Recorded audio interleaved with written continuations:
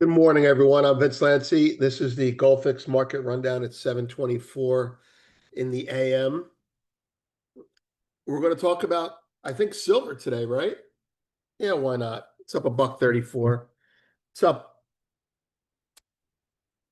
4.9, 8.6% since we brought it up. Pat myself on the back. All right, so let's get serious. Uh,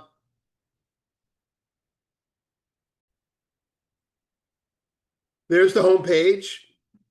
That's a report. Well, it's a post that we wrote up yesterday based on a report out of a bullion bank that has been spot on in the markets recently, but they might have fumbled the ball in silver a little bit. We're happy to say. Top left-hand side, Goldman, buy gold, not stocks, not bonds, not stocks, not anything, just buy gold and silver. Stable coins will rescue the U.S. bond market. That echoes the conversation that I had with Tom Luongo yesterday, following up on his conversation with Caitlin Long about how stablecoins will be the nation that encourages everyone to buy treasuries and save the U.S. Treasury bond market, sacrificing the U.S. dollar market along the way. Fantastic idea, actually. But yeah, I think this is a really good explanation of that. We didn't write that. Top right-hand side, Bank of America takes a look at silver and Franco-Nevada's big mine royalty purchase.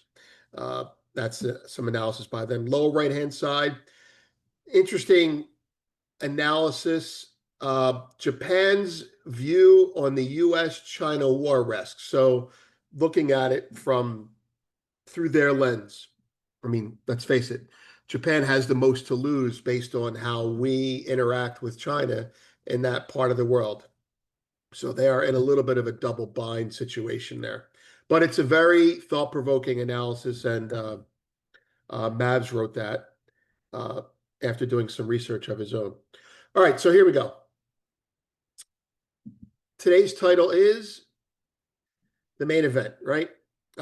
Superman Silver. On the silver note, yesterday we recorded a conversation with Jordan Roy Byrne on gold and silver, of course, but the focus was silver going forward.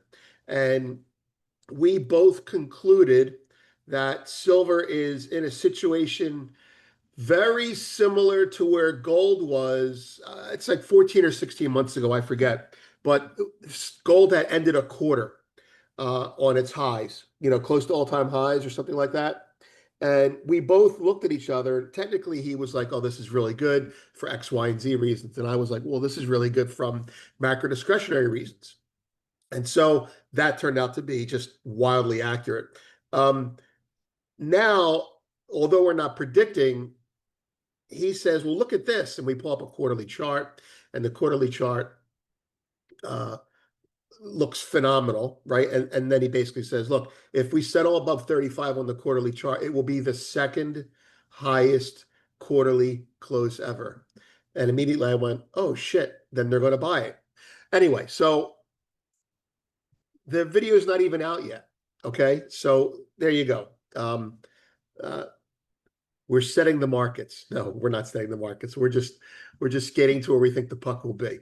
All right, Superman Silver. Let's pull a chart up for your entertainment purposes. How's that? Is that a good one? Silver Superman hourly chart. The dollar is down 1.5, down 2. S&P 500 is 596, 597, up 2. VIX is 1770, unchanged bid. Gold is up 24, dragged higher by silver today. Silver is up a buck 30, that's almost 4%, trading 35.74. That's spot. Copper is 495, up only 2%, up 9.5 cents. WTI is 63.14, up 16. Natural gas 344, down 2. Bitcoin 104,700, up 59. Platinum and palladium are both up. This is white metal fever. We'll explain what's going on here in a minute. Platinum, palladium, I just said that. Gold, silver is now respectively below 97. Uh, Soybeans down 3, corn up 3, wheat up 2, and this is not about China. Okay. let's get to the story. This is about silver in the context of other base metals. Let me see if I can find that. Here we go. That's what I'm looking for. Pardon me while I adjust this. Jadoub. All right. So why we're going to read this and we'll talk about why silver is up. President Trump's decision to double tariffs on steel and aluminum imports from 25% to 50% on May 30th triggered a sharp response across metals markets, most notably in silver. July silver surged 4.9% in the two sessions immediately following the announcement, nearly doubling the broader precious metals sector's 2.5% gain and over the same period. The move highlights silver's sensitivity to industrial policy shifts, particularly those involving trade barriers on strategic metals. That's a chart.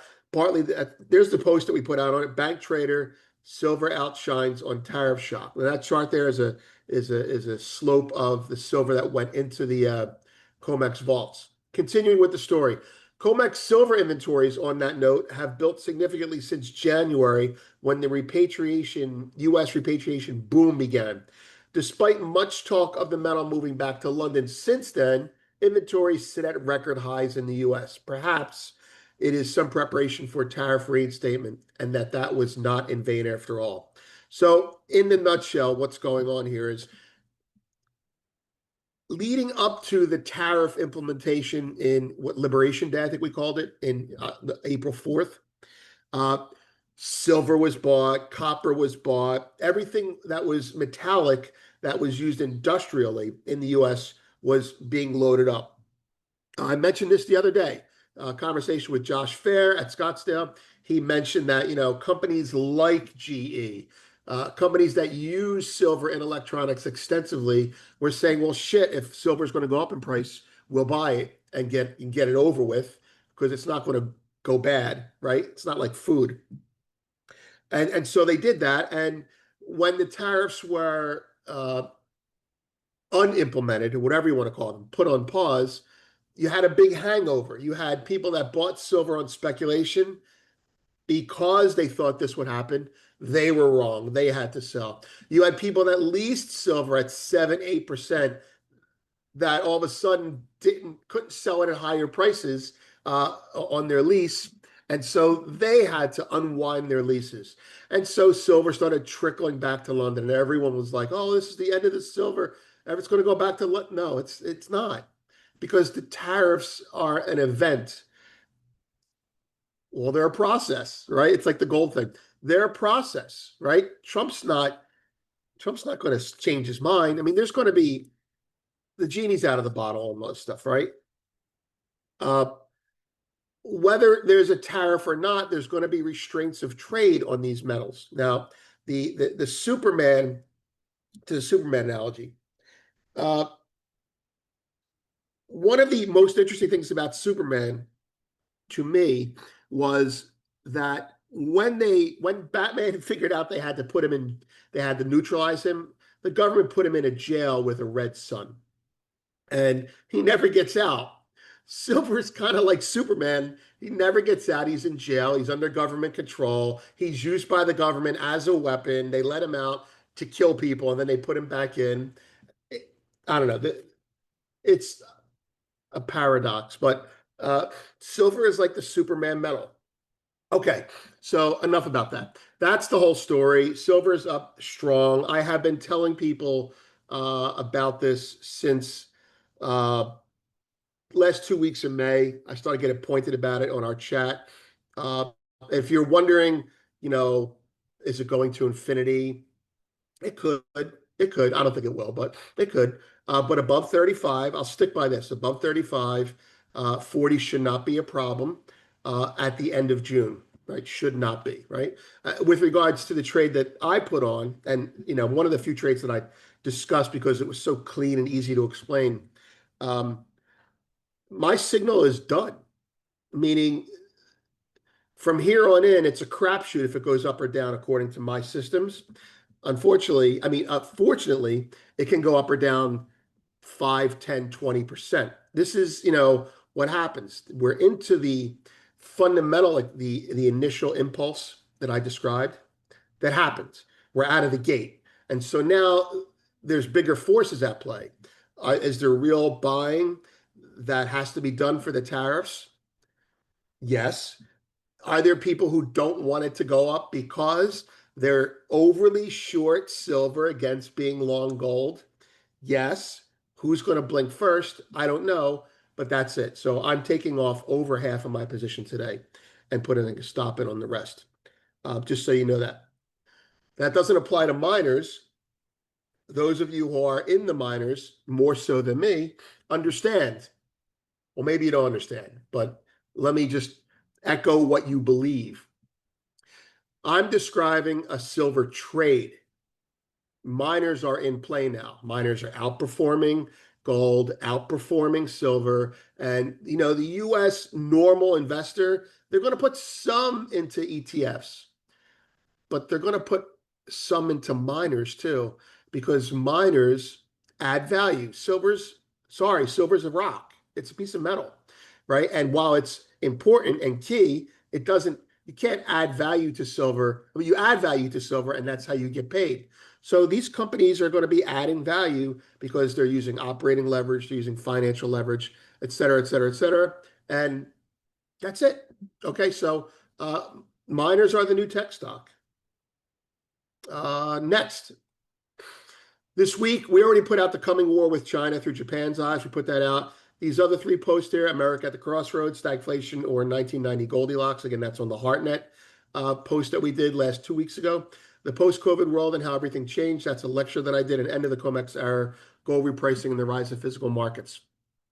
That's coming out, and every time a headline comes out on metals, we put those on hold happily, right? All right, we'll get to those today or tomorrow.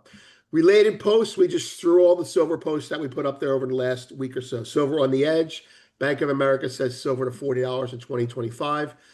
Bank Trader silver outshines. We discussed that. Bank of America, we mentioned that. There are no summer doldrums for gold.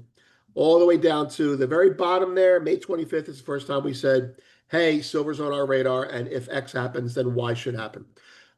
Moving on. On deck today, jobless claims, trade deficit, and U.S. productivity, and then assorted talking heads speak about why they know more things than you do. Non-farm payrolls is Friday. I'm Vince. Final check on the markets. Well, it looks like we're doing an all silver day here. Dear gold bugs. Sorry. Oh, I don't want to have this chart up. All right, so now that the euphoria is over, we're all happy we've seen that. All right, so the daily, you're like, okay, that looks cool. We broke above this, but it's really significant, Look at it on a weekly basis and you say, oh shit, right? 35, 35, 35. This is real selling. This is bullshit, and this is bullshit disproven. I'm Vince. Have a great day, everyone.